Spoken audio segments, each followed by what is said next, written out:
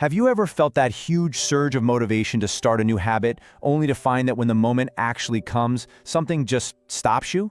It feels like a personal failure, right? Like a lack of willpower. But what if I told you it has almost nothing to do with your willpower? What if the real culprit is hiding in plain sight? Well, that's what we're going to break down here. The invisible forces in your own home, in your office, that are secretly shaping everything you do.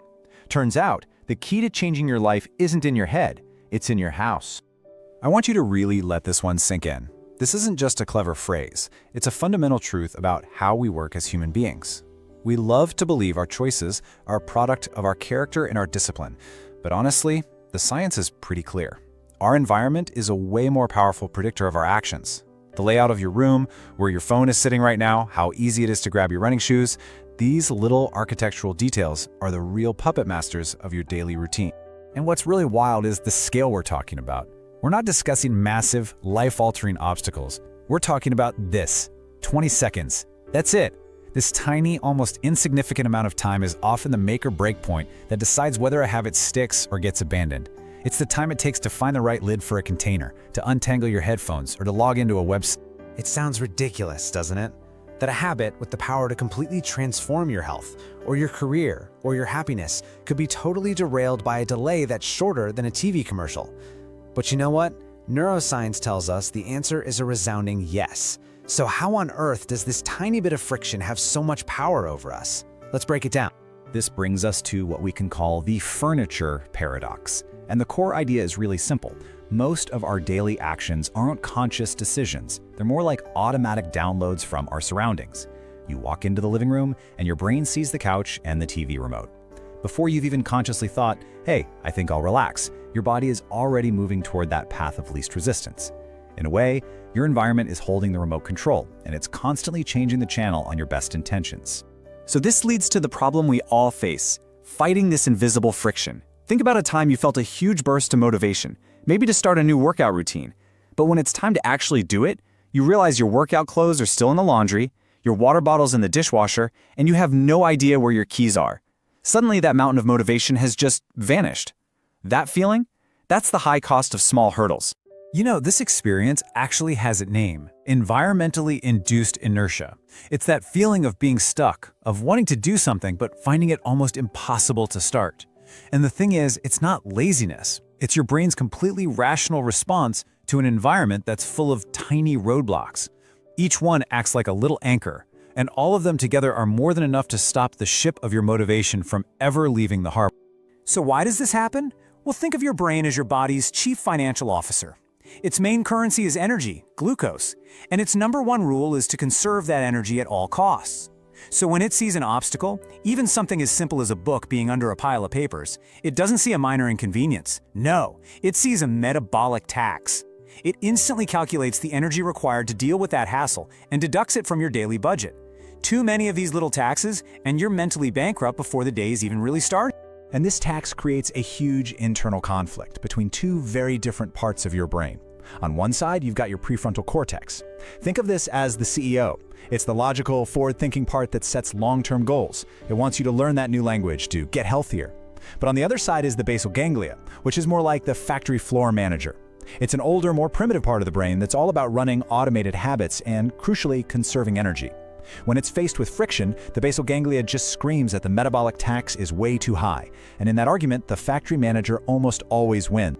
So how does the factory manager win this fight so consistently? Well, here's the thing. It's not a fair fight. It's a rigged system. There's a specific biological process happening, an invisible loop that reinforces failure time and time again. It's called the metabolic veto. Okay, let's walk through this four-step loop. First, you have an action trigger. Your conscious thought, I'm gonna go for a run. Immediately, your brain kicks into step 2, friction detection. It does this lightning-fast scan of the environment, and it sees your running shoes are buried in a box in the closet. That's a high startup cost. So step 3 is the metabolic veto. Your energy-saving basal ganglia overrides the logical CEO, declares the action way too expensive, and defaults to the zero-friction alternative, which is probably scrolling on your phone. And finally, here's the most damaging part, step 4. Reinforcement of resistance. Every time this loop completes, your brain doesn't just forget the goal, it actively learns that going for a run is a stressful, high-cost activity. it builds a negative association with it. So the crucial takeaway here is this. With every failed attempt that's caused by friction, you're not just missing one workout. You are actively training your brain to see that habit as difficult and unpleasant. You are literally wiring it to feel impossible. You think you're trying to build a new, positive routine, but what you're actually constructing, brick by brick, is a mental wall of resistance. Now let's zoom in on the deep science behind this, because it's fascinating. Why is our brain so incredibly sensitive to these tiny little hurdles? Well, the answer lies in a fundamental law of biology, the principle of least effort. Your brain isn't being lazy, it's being efficient. This isn't a bug in the system, it's a feature, a very old survival mechanism at work. At the heart of this principle is a part of your brain called the striatum, and it acts like a sophisticated effort-to-reward calculator. At every single moment, it's running a cost-benefit analysis. It's asking, how much energy will this cost me versus how much reward, like a hit of dopamine, will I get back? And here's the key. If the effort is high and the reward is way off in the future, like the long-term benefits of exercise, the calculator heavily devalues the action. The striatum has this powerful present bias. It will always prefer immediate guaranteed comfort over a potential delayed reward. And look, this isn't a flaw in your programming. This is a feature that kept our ancestors alive. For most of human history, calories were scarce. Wasting energy on something that wasn't immediately necessary for survival was a deadly risk. So our brains evolved to value homeostasis, just keeping things stable and predictable way more than growth. Its default setting is to conserve energy just in case a real emergency pops up. The tragedy is that in our modern world of abundance, this ancient survival hardware is now sabotaging our modern ambition. This is such a powerful way to reframe this whole thing. When you fail to stick to a habit, it is not a moral failing. You don't lack discipline. You are simply dealing with the fundamental laws of biological physics. Your brain is an efficiency machine, and it's designed to take the path of least resistance. So the real question becomes, how do we stop fighting our own biology and start using it to our advantage? How do we make the path we want to take the easiest one available? And this brings us to the solution. If the problem is environmental, then the solution has to be too. It's time to stop trying to overpower your brain with brute force willpower and start intelligently designing your surroundings. This is what we call environmental engineering. It's about becoming the architect of your own choices. The single most effective tool you have is the 20-second rule. It's so elegant because it's so simple. The goal is just to lower the activation energy for your good habits and raise it for your bad habits, right around that critical 20-second mark. You're not trying to change your mind, you're changing the math in your brain's effort-to-reward calculation. You're just making the good choice the path of least resistance. Let's make this super practical. You want to practice guitar more? Don't keep it in its case in the closet. That's like a 60-second metabolic tax. Instead, put it on a stand, right in the middle of your living room. Now the friction drops to zero. You see it, you just pick it up. On the flip side, want to watch less TV? Don't leave the remote on the coffee table. Take the batteries out and put the remote in a drawer in another room. That extra 20 seconds of friction is often just enough for your brain to say nope and veto the whole thing. Now, the 20-second rule is just the start. Let's add a few more tools to your toolkit. First, visual priming.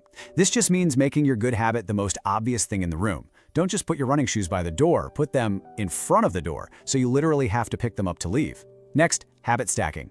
This is where you attach a new, tiny habit to something you already do automatically. The rule isn't, I will meditate, it's, after I pour my morning coffee, I will meditate for 1 minute. You're borrowing the momentum. Finally, there's the 2-minute entry.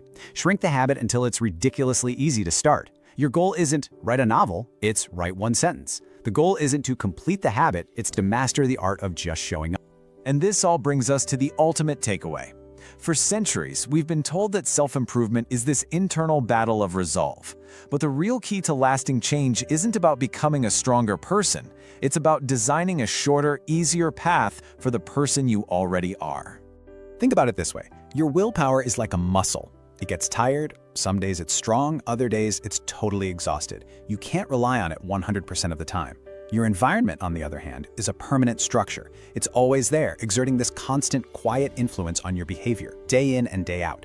So which of those two forces is a smarter bet to invest your energy?